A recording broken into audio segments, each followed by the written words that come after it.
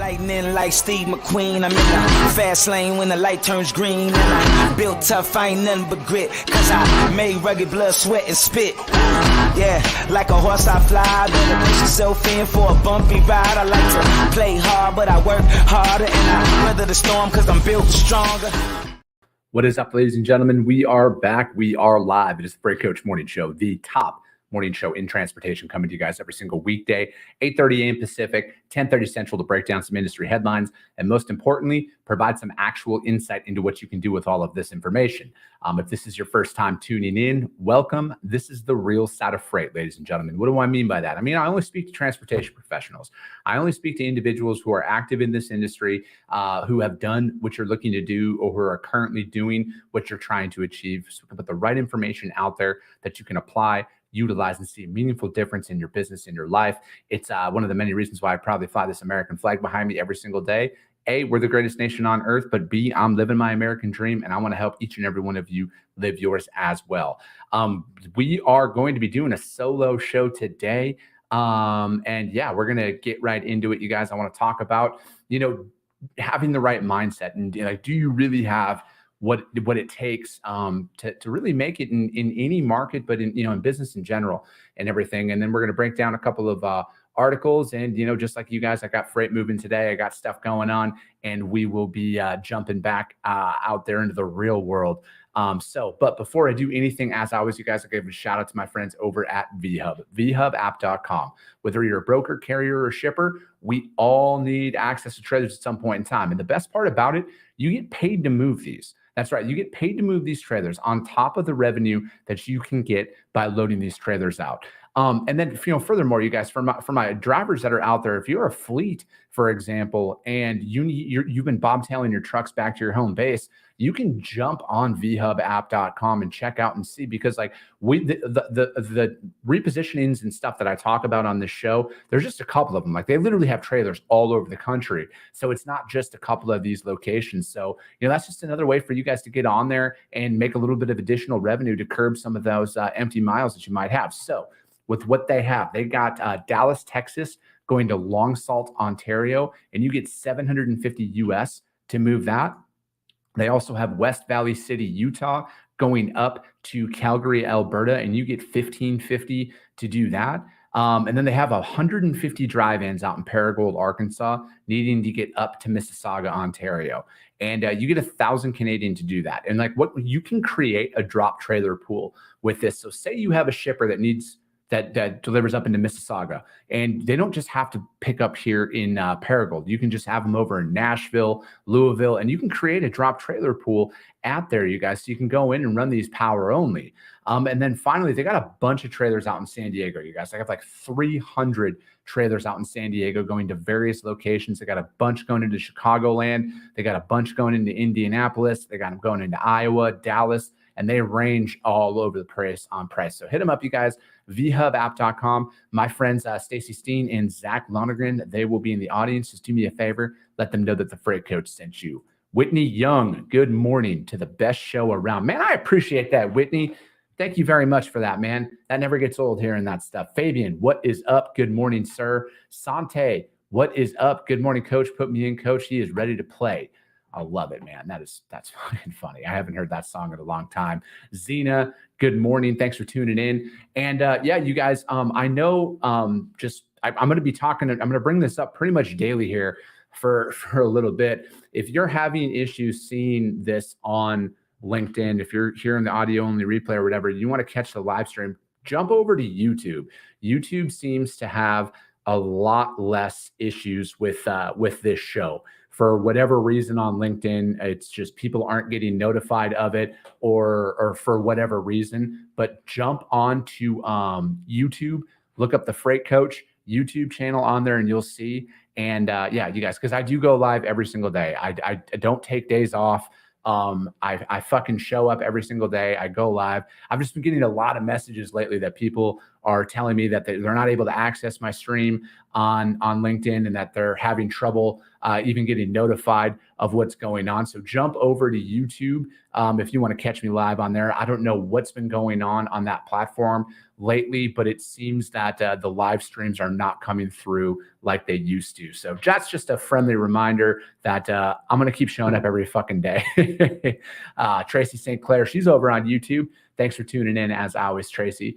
I want to talk about, obviously I'm on social media quite a bit, right? Like I see some stuff out there. And I've been seeing a lot of the same sentiments coming across here lately. And that it seems like the general conception is that it's supposed to be easy, right? And that, and then just like the overall complaining about like what other companies are doing and stuff in the market. And frankly, none of that fucking matters, right? Like what any other business does has zero effect on me, right? Nothing that any of my competitors are doing out there makes any difference of how I internally handle my organization. And then a lot of that transfers over to when you're selling too, right? Like I don't ever feel the need to bring up any of my competitors or anything like that because it's me. It's my business. I'm trying to build up my business like that. And, because there's just so much shit that goes on, right? You see the mudslinging out there all the time. How is that going to benefit you though? Right? Like how does that add revenue to your organization? This is challenging, right? Like business is tough. It is a very cutthroat industry that's out there. And I think all the time that I see that people spend worrying about what other organizations are doing is less time that you can focus on building your business, right? Like I see my competitors out there all the time. I want them to win though. Like straight up, I want everybody to win. This pot, you guys, this $900 billion pot that we're all playing out of it's big enough for us all. I don't feel the need to do anything other than service my customers, right? Like I am hyper focused on that, whether it's my customers inside of my brokerage or it's the people, my advertisers and stuff like that. I am hyper focused on bringing value to them in every single day. And that's what I do. It's to show up every single day and focus on that because it's challenging to get to certain levels in business, you guys. And like the sentiment that I see out there is that it shouldn't be, right? Like it should just be easy. Like, oh, hey, I'm a broker. I offer this service. Why aren't you giving me freight? What have you done to earn their business, right? And then another one that I get too, frequently is, like I am very fortunate to have advertisers for my content, right? I am very fortunate to have partners with SPI Logistics, Green Screens, VHub, all of them who believe in me to do this. And I'm not going to take that lightly by any stretch of the imagination, but it takes a lot of time to get to that point. It takes a lot of effort. It takes a lot of planning to continuously do this stuff. And it's worth every second of it to me. Like I'm not complaining about putting in the work because that's just fucking what's required, right? But for those individuals out there that are finding yourselves having a tough time, like that is where everybody all starts out, but it's supposed to be tough, right? Like, how are you going to separate yourself from the competition? And then frankly, I think the most important lesson in all of this is I don't think most people realize the value in the struggle, the value in the build, because when you get to a certain point, right? Like you get a couple of shippers that you're working with, or, if you're doing some media work and stuff like me, where you get that first advertiser for your stuff, you would never appreciate it if it was just handed to you. Straight up. You would never appreciate it. Just like I saw that, coming up in this industry, where people inherit books of business and stuff. And then they think that they're fucking top dog sales reps. And it's like, you've never made a cold call. You've never made a cold email. You were just handed a couple of accounts and stuff like that. And people don't appreciate it, right? So if you want easy, don't work in sales, right? Don't work in transportation because it's not going to be easy. And frankly, you're going to have a very hard time in the real world because the real world is not easy at all. So it's like you have to put in the effort. You have to work 10 times harder than you ever imagined to get to a level that is sustainable for you. But when you get there and you really go through that journey and you really put forth that effort, it is 10 times more rewarding than you could ever fucking imagine. And that's just coming from somebody's position who is trying to show up every single day and figure it out, right? Like, I don't have the answers to everything. I have a plan that I follow every single day. I have a strategy that I have implemented, and that is legitimately showing up and putting in the work, right? And then, it's also accepting the fact that there's going to be days that shit isn't going to go right. It's not going to go according to plan. And I got to put my absolute best effort forward to, manage some certain things. But you know what? Today is a new day. Tomorrow's going to be a new day. So whatever happens, you guys, you have an opportunity to get back in it. And, because there's going to be times where, you're going to have a couple of, I'll just even building up my brokerage right now, right? Like the rejection that I'm getting, yes, we're onboarding customers. Yes, we're moving freight, but the rejection, it hits me just the same way as it hits everybody else who's watching this show. And in listening to this replay later on, you guys, the rejection's real, and you're going to have weeks, months of rejection that's going to come in, but you got to keep showing up every single day, no matter what, right? And to think that it's not going to be that way, I think you're selling yourself short, and you're doing yourself a disservice of actually understanding how valuable it is to earn somebody's business and to have them pay you. Right. And then when you get to that level, like, that's why you have to fight like hell to keep your businesses, or to keep your customers, to keep all of that, to continuously add value to some of these organizations, because that's literally how I feed my family. I don't take that shit lightly. Right. I don't take any of this lightly. I don't take any of this for granted either, because it's fucking insane to me where things have progressed in not a long time. Right. Like, this is just a little over 3 years where I've been sitting here. And for a lot of you individuals, like, 3 years might seem like a long time, but trust me, when you're in it every single day and you're trying to figure it out every single day, it goes by quick. It goes by super quick. So that's my little, I guess you call it rant on, it takes a lot longer than you think. And, you got to be committed to this stuff overall. So we're going to get into some articles here. You guys, tomorrow is Q&A day, right? So every single Friday is sales and operations related questions for the transportation industry. So if you have any sales or operations related questions, drop them in the chat, send me a DM, whether you're watching this on YouTube, Twitter, LinkedIn, wherever you're catching this, send me a DM, and I will answer those questions live on tomorrow's show, because tomorrow is only dedicated to sales and operations Q&A. Mario Herrero, from West Valley City, Utah. Keep killing it. Appreciate it, my man. Mike Mikulik, what is up? Yeah, I appreciate that, man. He said he had a great week last week. Keep doing what you're doing every single time, man. Mike's with SPI Logistics, you guys. That's where my brokerage is from. I have my agency through them. You guys hit them up. It's you guys, if you want to take control of your financial future, especially in the market that we're in right now, and you don't know what's going to go on at your internal organization, and you've taken that time to build up a book of business, you guys got to look into it, man. Take control of your financial future and get out there. The tech stack that we're working in with right now legitimately rivals anything that you'll see out there in the market. So hit up SPI. Hit up Mike. Cody Miller, good fucking morning, freight enthusiast. And then he says, remember, you got this, even if it's not fully sure. Trust you can push through the hardships and figure it out. Dude, that's so true, man. It's like you never realize how fully capable you are until your back's against the wall and you have no other option but to figure it out. That's such a true statement. All right, Zach Lonergan, what is up, my man? He says consistent daily wins, no matter the size, create the long wins. Building a book yourself will always be better than giving a home run. Yeah, amen to that. Cole, what is up, my dude? You can see Cole is clearly Mike's son. They are an impeccable duo when you meet them in person. It is, oh, Cole, I love you, dude. Fucking hilarious. Tono Lippy, what is up? Good morning, sir. says be incapable of discouragement. Yeah, amen to that, my man.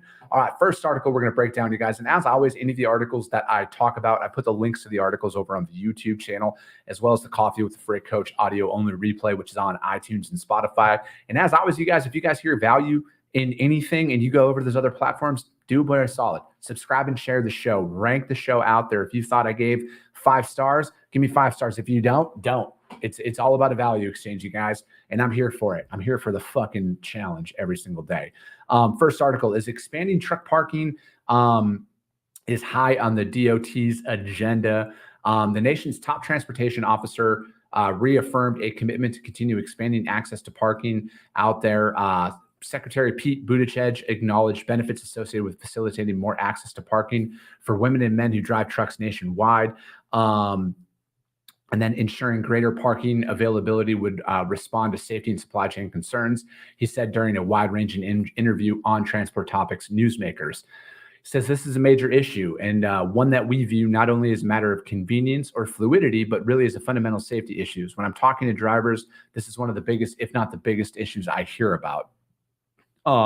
Regions that are home to major freight corridors are ideal for candidates for federal resources, similar to recent grants awarded to parking programs. Clearly, it's a supply chain problem. If people we count on, the truckers who are such an indispensable part of keeping our supply chains going, if they are not safe or not able to park in an area that makes sense, Buttigieg explains, even if you're not involved in trucking directly, I think most drivers who spend time on the interstate see where the trucks are backed up on the ramp or other places. And then reacting specifically to recent attempts on Capitol Hill to advance parking-centric legislation to President Biden's desk, the secretary said, I don't know whether there'll be a specific legislation. We would certainly welcome more direct attention on this. Certainly, we welcome Congress deciding to do things that are more specific. All right, House, and then obviously they're talking about the bipartisan bill that was recently put out there about parking, and that, let me see, Senators Cynthia Loomis from Wyoming and then Mark Kelly from Arizona. Here, they're also members of the transportation policy. So people in Wyoming are still feeling the impacts of the supply chain crisis, and unreliable truck parking is another contributing factor. Fixing the problem will help ease the burden on the consumers. And then as for the start of the year, they're talking about $800 million being earmarked for this.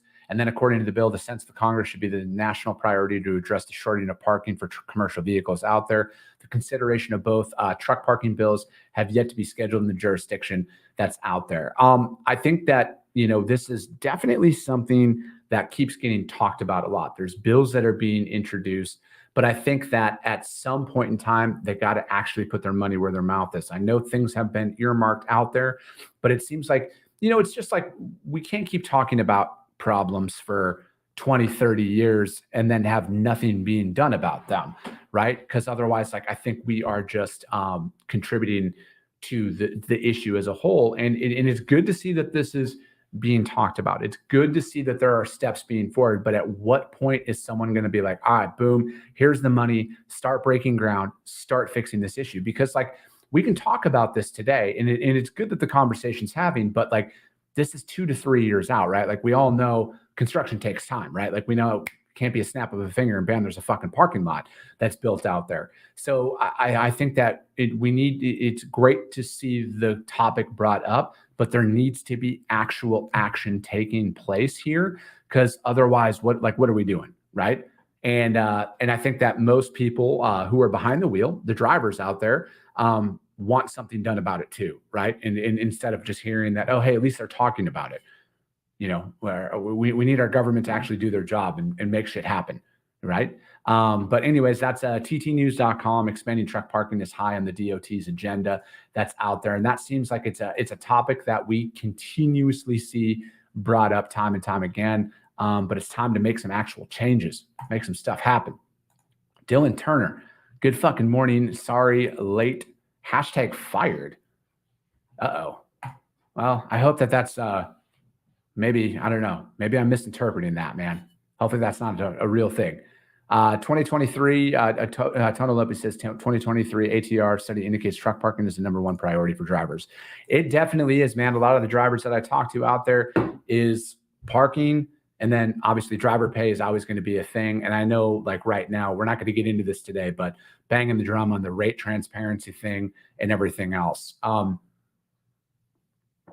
right. So next article is from fleetowner.com. And then this one is it's ways that fleet managers can avoid data overload. Hey, Erica Hamilton, good morning. Thanks for tuning in as always. All the telematics data and streaming from commercial vehicles can be a double-edged sword as they provide shops with real-time health monitoring and diagnostic trouble codes to improve efficiency and catch potential critical issues. How to combat this overload, though, and sort of the critical information from less urgent was a topic of discussion during a recent webinar, provided by Pitstop, a provider for predictive fleet maintenance software, Samsara, which offers a diverse range of telematics and maintenance solutions. Speakers included CJ Ramsey, Senior Technical Product Market Manager for Samsara, and then Rakin Zakir, Customer Success Manager at Pitstop, and then Transportation Industry Consultant John White. To begin, they pointed out how good data management systems is not only helpful but necessary. If a vehicle has been driven for 5 days a week, the vehicle could potentially create somewhere between 2,500 to 3,000 diagnostics codes, but somewhere between the thousands of DTC codes are the ones that indicate impending breakdowns, and shops have to find them. But having data management systems in place are not only critical for catching impending downtime, but for promoting uptime in the shop as well. And this is one thing that I'm learning a lot more about the fleet side of things, and because the preventative maintenance, right? Like that's so key. And like all the diagnostics codes that are out there is like all the trucks that like they're getting smarter, right? And I know not everybody can afford a brand new semi or anything like that, but I think that for the most part, like getting those predictive analytics down is something that I'm really excited about, right? Like I'm a big data nerd at the end of the day. I love seeing these things, and I think like as things get smarter out there, this is just going to help you run a more efficient trucking company, right? Because obviously if trucks aren't on the road, nobody's making any money. So this is a way, by having some of these systems in place and some of this technology in place, like this is what keeps you on the road more. And I think like right now in particular, right? Like as rates are what they are, we don't need to get into a rate debate or anything like that. But I think for you to keep your truck on the road, to avoid more costly breakdowns, to look at this operation as more of a business, like this is so key, right?